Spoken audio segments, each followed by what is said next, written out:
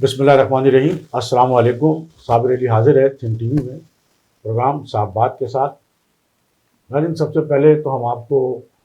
بتائیں کہ جو سابق وزیر اعظم عمران خان صاحب اور ان کی جو رہائش گاہ ہے لاہور میں زمان پارک،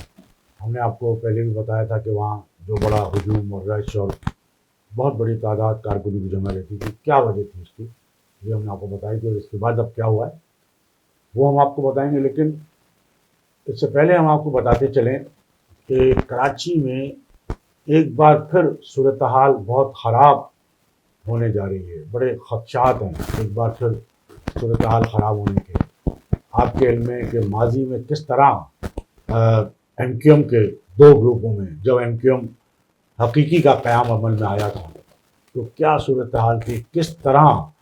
دونوں جانب سے جو ہے اگر کوئی مر رہا تھا، کوئی قتل ہو رہا تھا، کوئی جان سے جا رہا تھا،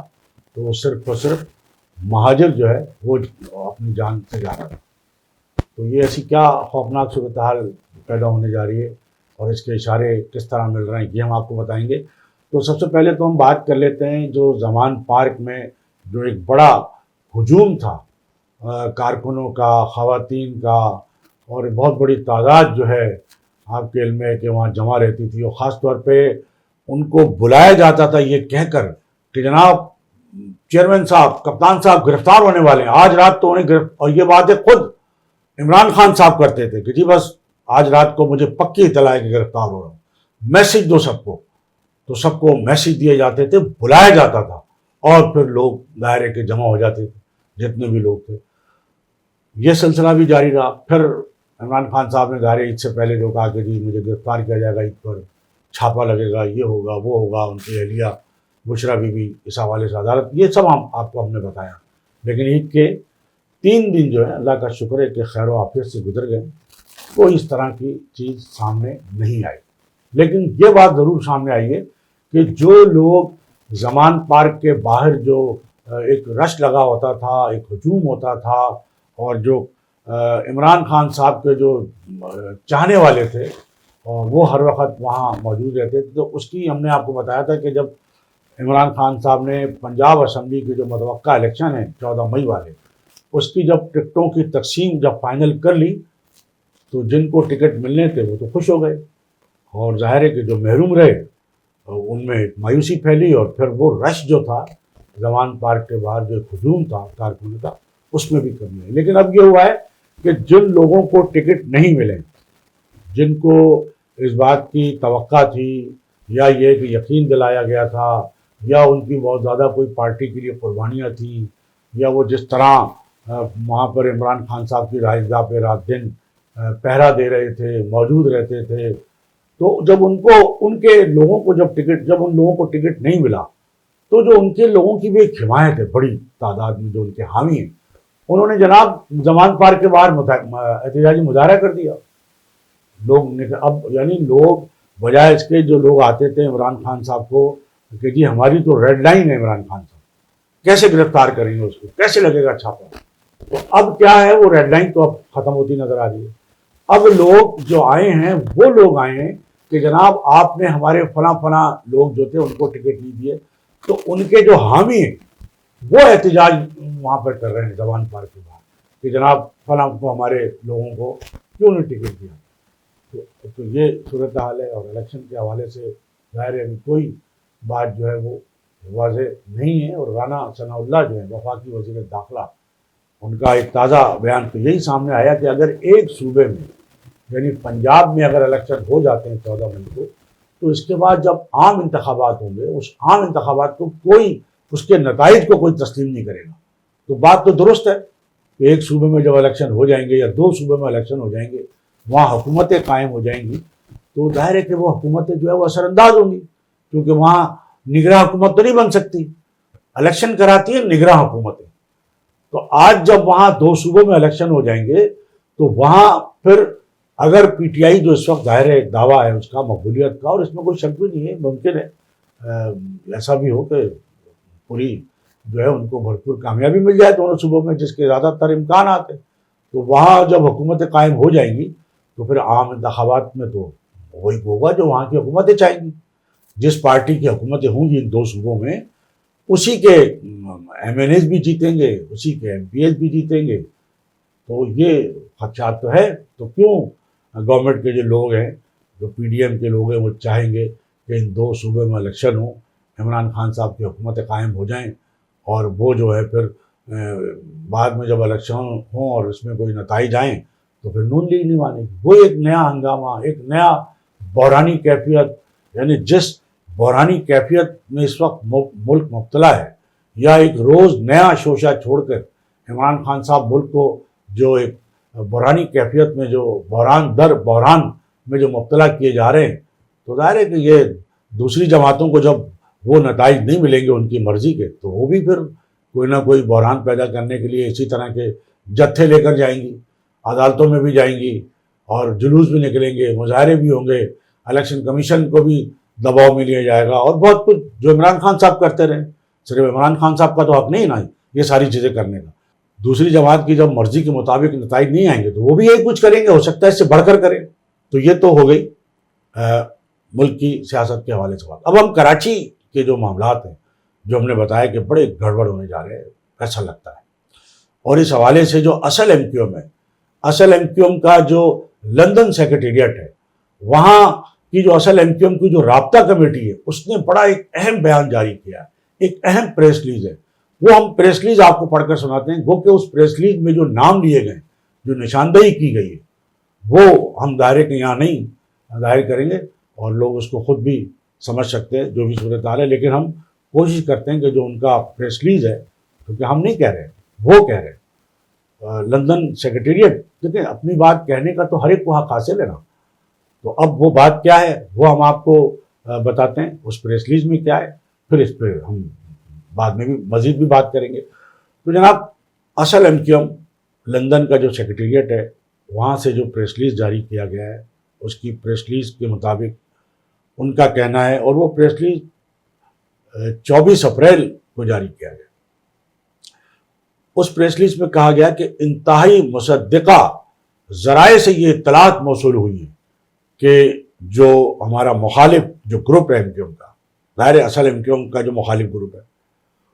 اس کے سرغنہ ہیں، ان کا نام ہم نہیں لیتے، جو انہوں نے کہا ہے آپ سمجھ سکتے ہیں. انہوں نے حالیہ دنوں میں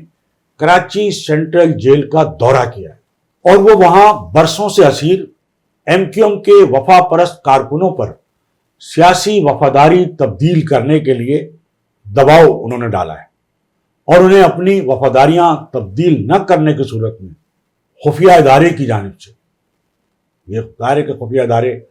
کا نام لیا جاتا ہے، کہ ان کی جانب سے انہوں نے دھمکیاں دی جنہوں نے دورہ کیا ہے، سنگین نتائج کی دھمکیاں دیتے ہوئے کہا ہے کہ اگر انہوں نے الطاف حسین کا ساتھ نہیں چھوڑا، اور جو الطاف حسین کی جو مخالف جو گروپ ہے اس میں شمولیت اختیار نہیں کی، پھر انہیں کراچی سے میلوں دور اندرون سندھ و بلوچستان کی جیلوں بشمول حیدرآباد، سکر، مچھ وغیرہ میں جبراً منتقل کر دیا جائے گا، جس کی وجہ سے نہ تو ان کے مقدمات کی پیروی ہو سکے گی، اور نہ ہی آئندہ کبھی ان کے اہل خانہ سے ملاقات ہو پائی. اس کے ساتھ ساتھ جیل میں برسوں سے اسیر بیشتر بے گناہ کارکنان جو کہ مختلف امراض میں مبتلا ہیں، انہیں بھی دھمکیاں دی گئی ہیں، اور کہا گیا کہ اگر تم لوگوں نے بھی الطاف حسین کا ساتھ نہ چھوڑا تو سنگین نتائج بھگتنے کے لیے تیار رہنا، اور جیل میں تمہیں بھی ادویات، علاج معالجے اور ہاسپٹل کی ہر سہولت سے محروم کر دیا جائے گا. اس حوالے سے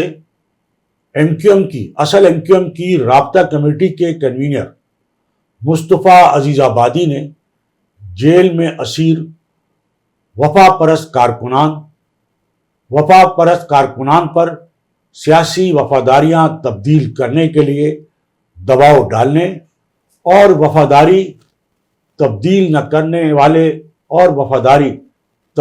کرنے والے اسیروں کو مخالف گروپ کی جانب سے سنگین نتائج کی دھمکیوں کی شدید الفاظ میں مذمت کی ہے. مصطفیٰ عزیز آبادی نے کہا ہے عوام کے مسترد کردہ لوگ اب اوچھے ہتھ کنڈوں پر اتر آئے ہیں۔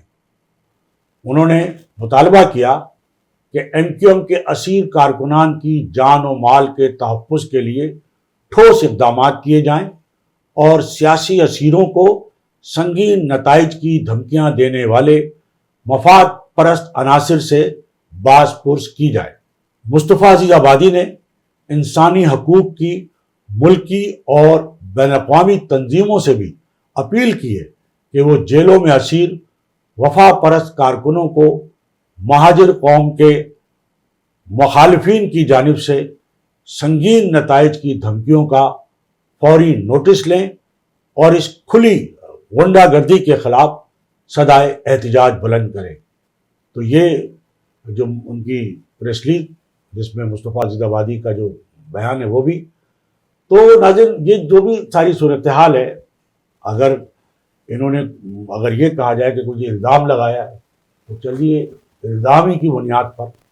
اس کی تحقیقات ضرور ہونی چاہیے۔ یعنی انہوں نے اگر وقت سے پہلے کسی بڑے حادثے کی نشاندہی کر دی تو اس سے پہلے کہ کوئی بڑا حادثہ رونما ہو تو اس طرح کے جو بھی اگر الزامات بھی ہیں تو ان کی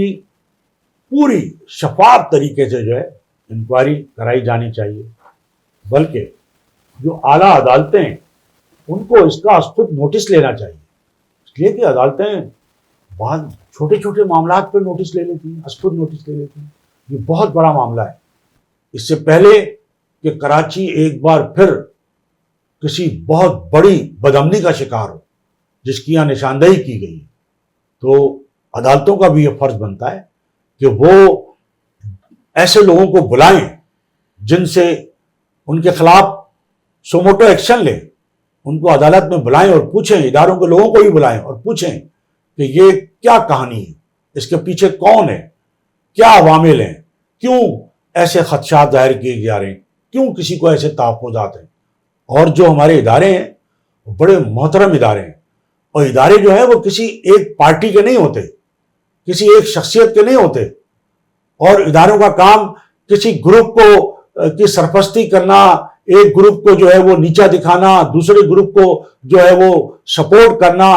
یہ اداروں کا کام نہیں ہوتا ہے۔ اور اس سے اداروں کی بہت بدنامی ہو چکی ہے، اور اب ظاہر ہے کہ اداروں نے بھی ایک سٹینڈ لیا ہے کہ جناب اب ہم اس طرح کا کوئی کام نہیں کریں گے۔ ٹھیک ہے ماضی میں سب سے غلطیاں ہوئی ہیں لیکن اب ہم نیوٹرل ہیں، تو ادارے بالکل نیوٹرل ہونے چاہیے اور نظر آنا چاہیے کہ وہ واقعتاً نیوٹرل ہے۔ وہ کسی گروپ کی، کسی جماعت کی اور کسی شخص کی یا کچھ شخصیات کی سپورٹ کے لیے جو ہے یا ان کا نام بھی نہیں لیا جانا چاہیے، جیسے کہ یہاں کہا گیا ہے کہ جن اداروں کا ان کا نام جو لوگ لے رہے ہیں اس کی بھی تحقیقات کریں، کون لوگ ان کا نام لے رہے ہیں کہ جی ہم تو یوں کرا دیں گے، ہم تو یہ کرا دیں گے، اور ان کے نام سے تو وہ ادارے حرکت میں بھی آئیں اور وہ بتائیں کہ جناب آپ کیسے، ہم قومی سلامتی کا ادارہ ہیں، ہم قومی سلامتی کے لیے جو ہے وہ سب کچھ کرنے کو تیار ہیں۔ ہم یہ نہیں ہو سکتا کہ ہم کسی ایک گروپ کی حمایت کریں، کسی ایک جماعت کی حمایت کریں یا چند شخصیات کی حمایت کریں۔ ہمیں ملک کے تمام لوگ عزیز ہیں، ہماری نظر میں ملک کی تمام جماعتیں، تمام سیاسی جماعتیں، مذہبی جماعتیں، وہ سب کو ہم ایک نظر سے دیکھیں گے، اور یہ ہے کہ ہم کسی کو جو ہے وہ یہ نہیں ہو سکتا کہ ہم کسی کی سپورٹ میں کسی کے ساتھ کوئی زیادتی کریں۔ تو بالکل اس قسم کی کارروائیاں ہونی چاہیے اس سے پہلے کہ کوئی بڑا حادثہ ہو، اور پھر جب حادثہ ہو جاتا ہے تو پھر ہم بعد میں جو ہے وہ کارروائیاں کرتے ہیں۔ وہ ہوتا ہے نا کہ جی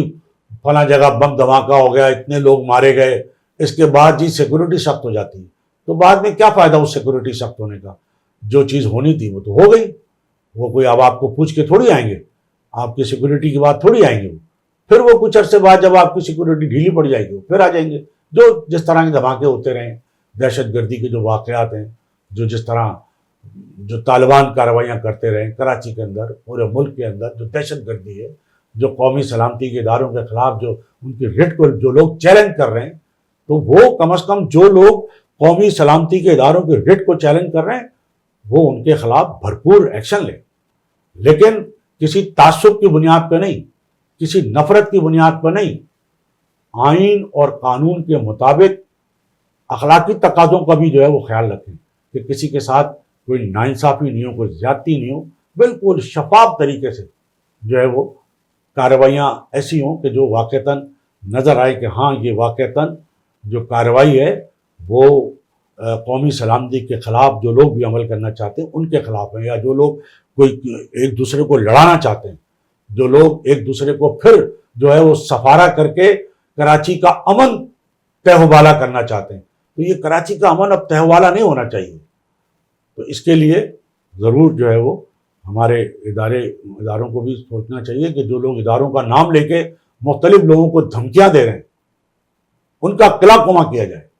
کہ وہ کون ہوتے ہیں اداروں کا نام لے کے مختلف اپنے مفادات کے لیے، وہ کون لوگ ہیں جو اپنے مفادات کے لیے، اپنے سیاسی مفادات کے لیے، اپنے ذاتی مفادات کے لیے اداروں کا نام استعمال کر رہے ہیں، اداروں کے کچھ لوگوں کو استعمال کرنے کی کوشش کر رہے ہیں اور ان جو اپنے مخالفین ہیں ان کو ڈرا دھمکا رہے ہیں۔ تو اس کا بڑا نوٹس عدالتوں کو بھی لینا چاہیے، جو ہمارے قومی سلامتی کے ادارے ہیں ان کو بھی جو ہے وہ اس بات کا ثبوت دینا چاہیے کہ وہ واقعتاً قومی سلامتی کے ادارے ہیں، کسی شخص کے، کسی جماعت کے، کسی گروہ کے اور کسی شخصیت کے جو ہے وہ پیروکار نہیں ہیں یا ان کی مرضی پہ چلنے والے نہیں ہیں۔ تو ناظرین، یہ ہماری آج کی گفتگو۔ اس سے پہلے کہ میں آپ سے اجازت دوں، میری آپ سے یہی گزارش ہوگی کہ آپ think T V HD channel کو ضرور سبسکرائب کر لیں، اپنے دوستوں میں شیئر کریں اور لائک بھی کریں۔ اس کے ساتھ ہی آج کی اس نشست سے صابر علی کو اجازت۔ اللہ حافظ۔ تھنک ٹی وی HD کو سبسکرائب ضرور کر لیں اور بیل آئیکن کا بٹن دبائیں تاکہ ہماری نئی آنے والی ویڈیوز پر وقت آپ تک پہنچ سکیں۔ شکریہ۔